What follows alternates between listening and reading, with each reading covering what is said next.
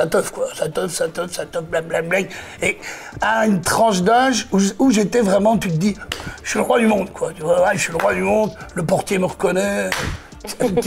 Tu déboules partout, quoi. Salut, c'est Canel. Dans quelques secondes, vous allez voir mon interview avec Benoît Poelvoorde où il m'a raconté des anecdotes, s'est confié sur ses addictions et on a aussi parlé d'amour et de cinéma. Bref, je vous emmène dans la tête de Benoît Poelvoorde. Bonjour Benoît. Bonjour, Canel. Ouais, Canel. Vous avez un si joli prénom que c'est bien de le rappeler. Merci, ça me fait très plaisir. Alors on va passer une petite heure ensemble. Et l'idée, Dites-moi, Ina. c'est que on essaie de savoir ce qui se passe dans votre tête. Oh là là, pour mon pauvre enfant. Je voudrais revenir à votre enfance. À l'école, vous étiez chez les Jésuites. Ouais, j'ai fait une partie chez les Jésuites, ouais. Vous gardez quel souvenir de cette époque-là? De très bons souvenirs. Hein. C'était une époque où c'était très sévère quand même. Hein. J'ai quand même connu les messes à 7h du matin, quoi. Tous les matins, avant d'aller manger. Je connais la liturgie catholique par cœur. Encore maintenant? Encore maintenant. J'ai enterré un ami il n'y a pas longtemps. Et je connaissais la messe par cœur. Ma femme était impressionnée. Elle me regardait, elle me dit arrête. Je dis bah, je m'en fous, je connais le texte. Je dis bah, excuse-moi, ça va pas m'empêcher comme j'adore chanter dans les églises. Et ils sont toujours sur deux tonalités. Enfin, j'adore faire on chante en plus c'est en latin. Oh là là. Elle m'a dit mais arrête. Je dis enfin je chante, on me demande de chanter. Pour répondre à votre question, le rire m'a permis quand même d'oublier les côtés un peu on va dire astreignants des internats et des trucs. Ouais. J'ai aussi vu dans des interviews que vous étiez très proche de votre mère, que vous êtes très proche de votre mère. Très proche de ma maman. Est-ce que vous avez en tête un conseil ou peut-être une phrase qu'elle vous a dit dans votre jeunesse? Ah aussi, j'en ai la phrase culte de ma mère. Elle me disait tout le temps, parce que j'ai fait beaucoup de conneries. Hein, donc, ah bon? Oui, on va dire j'ai une jeunesse joyeuse. Mais ma mère m'a toujours dit, amuse-toi, fais tout ce que tu veux, du moment que tu te fais de mal à personne. Voilà. Donc ça, c'était ma phrase clé. J'ai bien vécu, j'ai eu une belle enfance. Même si ça n'était pas facile, ma mère était assez cool. Et elle est toujours cool. Donc elle n'aurait pas été du genre à vous réprimander pour une connerie? Non. Je me suis jamais disputé avec ma mère. Jamais. C'est vrai? Jamais. Mais j'ai perdu mon père assez jeune.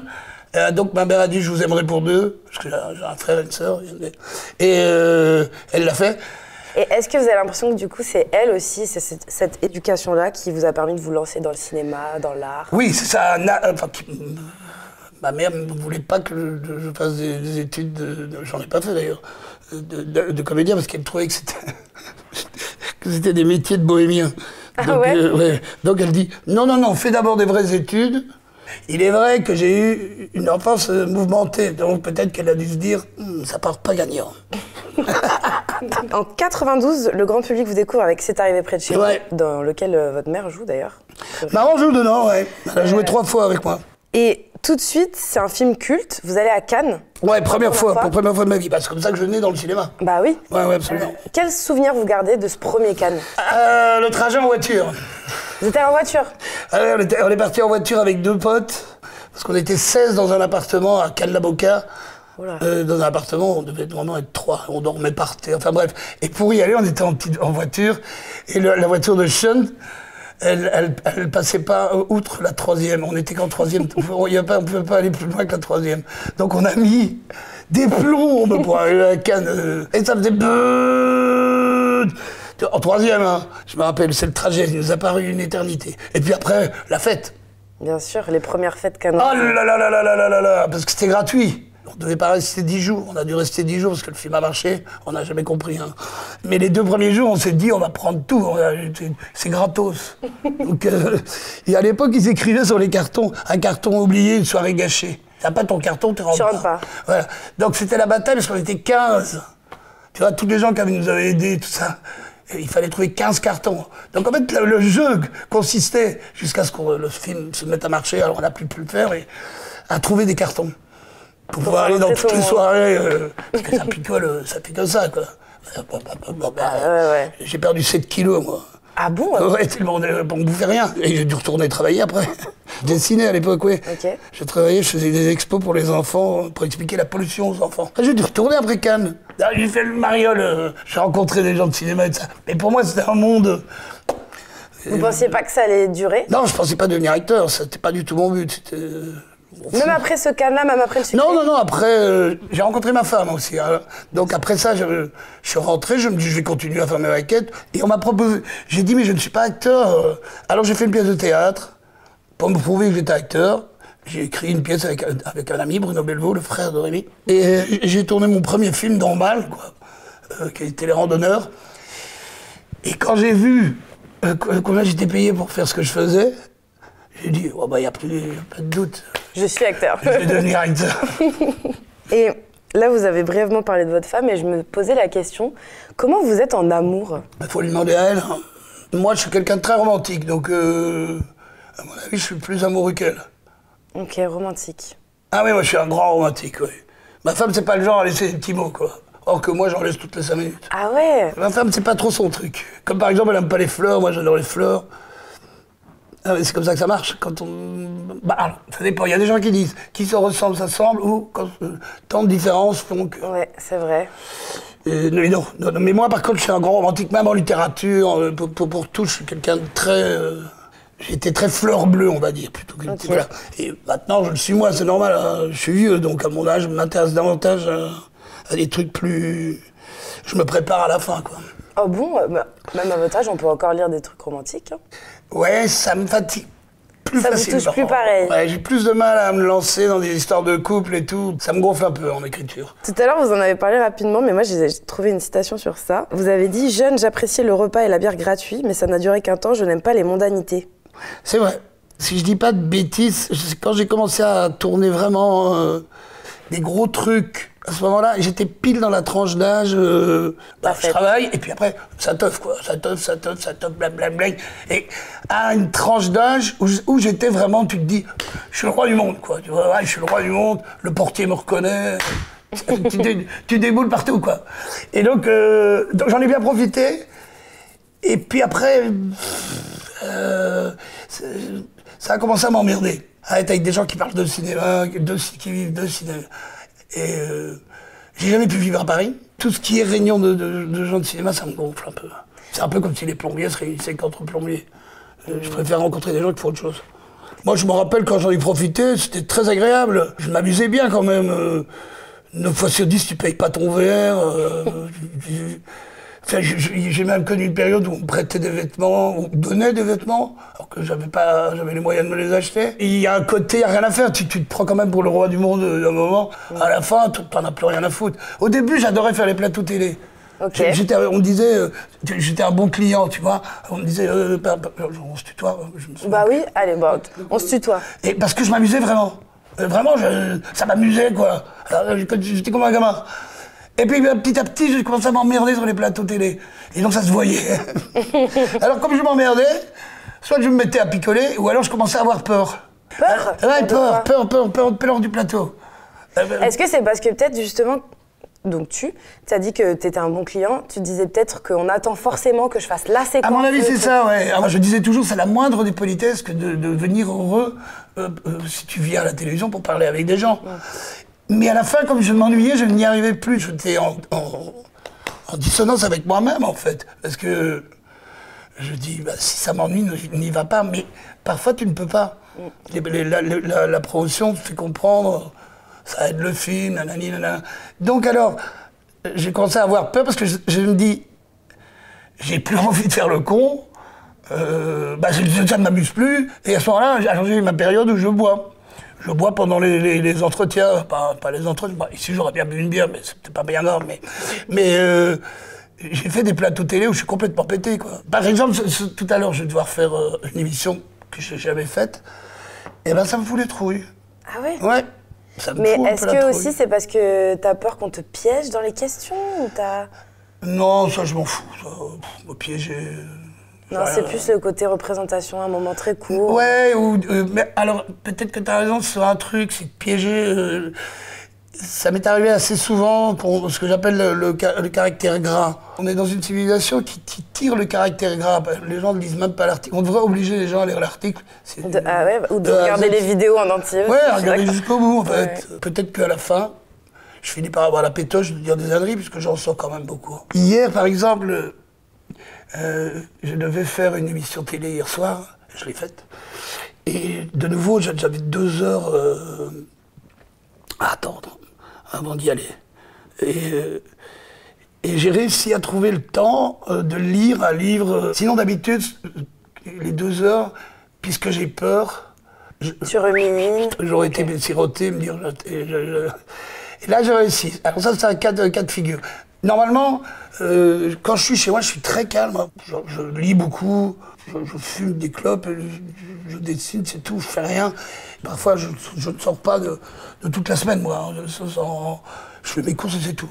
Mais malgré tout, je me sens quand même pas tranquille. Donc quand j'arrive à des moments où je suis à l'extérieur, dans des pires conditions, c'est-à-dire devoir aller faire la télévision, j'ai peur de faire la télé, mais je veux pas boire parce que j'ai pas envie d'être complètement idiot, ben j'y suis arrivé. Voilà. Grâce au livre. Ouais, grâce au livre. Donc la tranquillité, je la trouverai, je suis sûr, là. Est-ce que, à l'inverse, tu te rappelles de ton meilleur souvenir télé? C'est souvent du fou rire. Ouais. Mais de toute façon, oui, je crois que c'est quand même du fou rire avec lendemain. Quand tu peux pas rire, en fait. C'est comme à l'église. Ouais, bien sûr.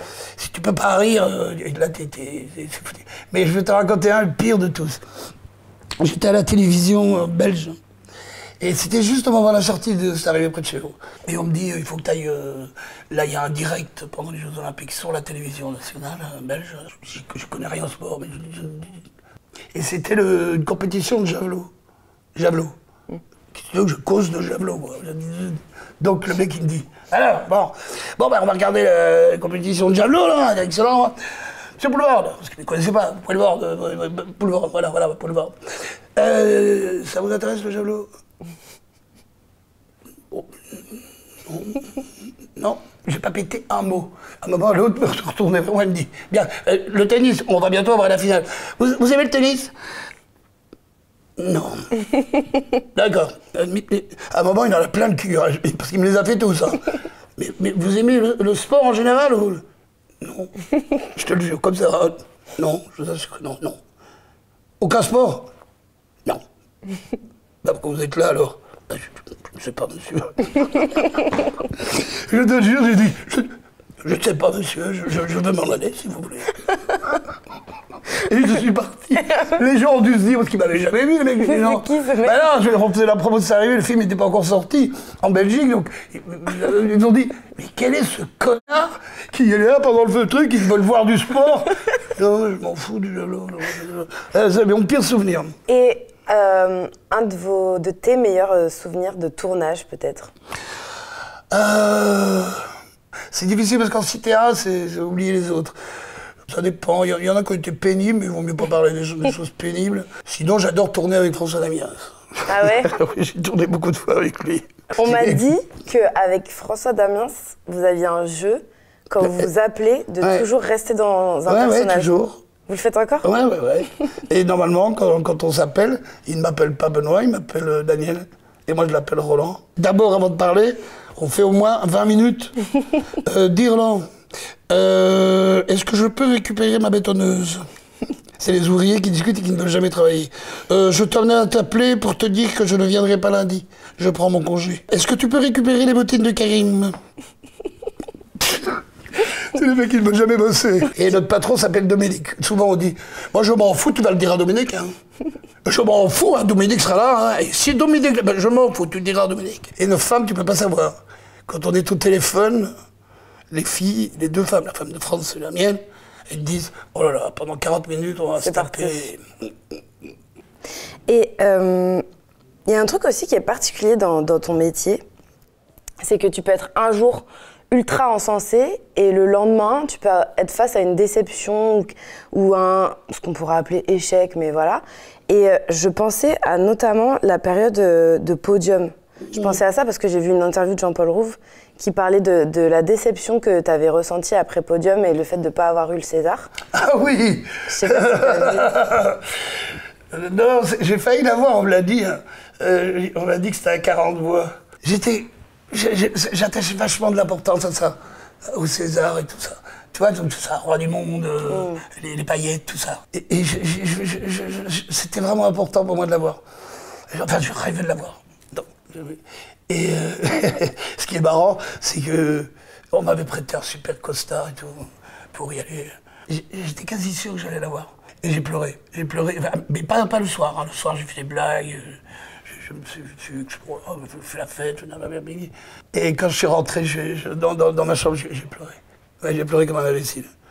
Après, j'ai été nommé 2 autres fois, je crois. J'y suis plus allé. Ça n'avait plus d'importance. Mais celle-là, ouais. Celle-là a eu l'importance. Ouais. Tu as voulu l'avoir pour podium, quoi, surtout. Ouais, je le méritais parce que... Enfin, je le méritais. Si, je pensais à l'époque que je le méritais, oui. Tu sais, les acteurs, enfin les acteurs, je parle pour moi, tu sais pas très bien pourquoi tu fais ça. Tu dis, ça peut pas être simplement pour gagner sa vie, c'est pas possible. J'arrive pas très bien parfois à comprendre pourquoi je le fais. Je sais que j'aime jouer. Je sais que j'ai un don pour certains trucs, et que j'ai un vrai plaisir de jouer. Vraiment, hein. Mais il y a des choses qui me coûtent tellement cher dans ma vie, quoi, comme d'avoir peur, que je me dis, bah, t'as qu'à arrêter, comme ça t'as plus peur. On va terminer avec cette question-là. Qu'est-ce que tu dirais à un jeune, une jeune, qui voudrait faire du cinéma? Oh là Qu'est-ce que je dirais? Quelles sont les raisons pour lesquelles tu veux le faire? Est-ce que tu veux faire du cinéma parce que tu adores jouer? Est-ce que tu veux faire du cinéma parce que tu adorerais être belle à l'écran? Est-ce que tu veux faire du cinéma parce que tu aimes bien qu'on te regarde? Est-ce que tu aimes bien le cinéma pour... Il faut déjà répondre à ces questions. Et ensuite, comment? Ben, moi, je dis toujours, entourez-vous. Entourez-vous. Ne partez pas tout seul. Plus tu rencontres de gens, plus tu fais de... Moi, je m'en fous des écoles. Personnellement, j'en ai pas fait.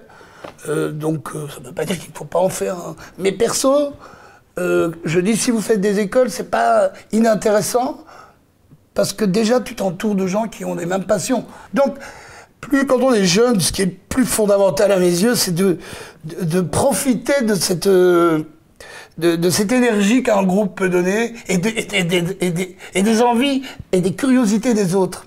Parce que quand on est jeune, on est plus perméable à l'autre. En vieillissant, on est beaucoup plus sur des certitudes, ce qu'il y a de plus chiant. Alors que quand on est jeune, c'est le moment où on est capable d'écouter son copain et de dire « Mais ouais, toi aussi? Ah bah ouais, non !» Et tu n'en as plus rien à foutre de savoir ouais, « C'est de la merde, oui, mais je m'en fous, on a fait ça à 2 et je t'emmerde. » Voilà, c'est comme ça. Et les hot dogs, c'est comme ça. Et c'est le seul conseil que je peux donner. Entourez-vous. Posez-vous la bonne question, tu vois. Merci beaucoup, Benoît. Mais c'est un plaisir pour cette thérapie qu'on a voulu.